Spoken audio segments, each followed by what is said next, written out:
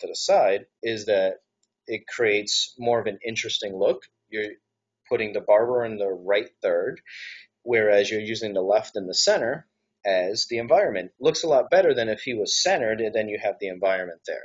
So always push someone to either the left third or the right third, and it'll look a lot better. As you see our computer guy here, he's just smack dab in the center, and it just doesn't create too much. Now imagine if he was pushed a little more to frame right, our right, so that you can see more maybe of the computer. Then when you zoom in like this, then you're going to see him on the right and the computer set up on the left. And if he's going to be a tech guy, maybe that's a better look for him. You can also use thirds to help you frame the background, the foreground, and any sort of graphics. For example, if we're going to do an instructional, you see we have bullet points here.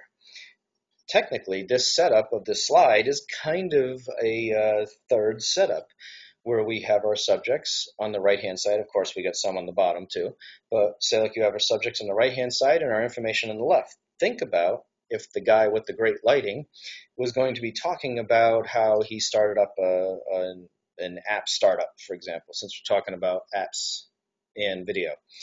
Now you can see little bullet points just magically appear on the left side, and they don't, again, you don't have to go crazy with this. It's simply like type it in, fade out. Very simple.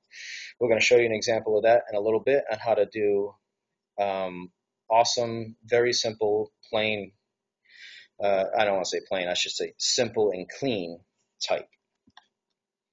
So rules of thumb, practice, practice, practice. I cannot express enough, which is why the symbol for infinity is there, that you need to practice this over and over and over again.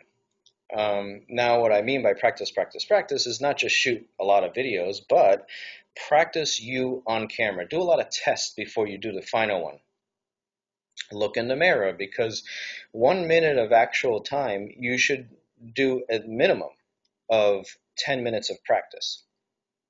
The reason why is because you have different cadences. You're going to flub a couple of words or flub a couple of lines.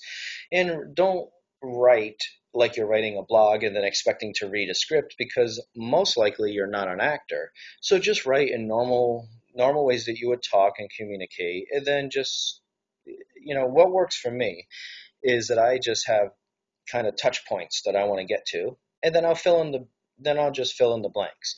Because if you have a script, for example, touch on pain points but focus on fun, have a call to action at the end. That kind of reads a certain way, but when I'm just talking, I know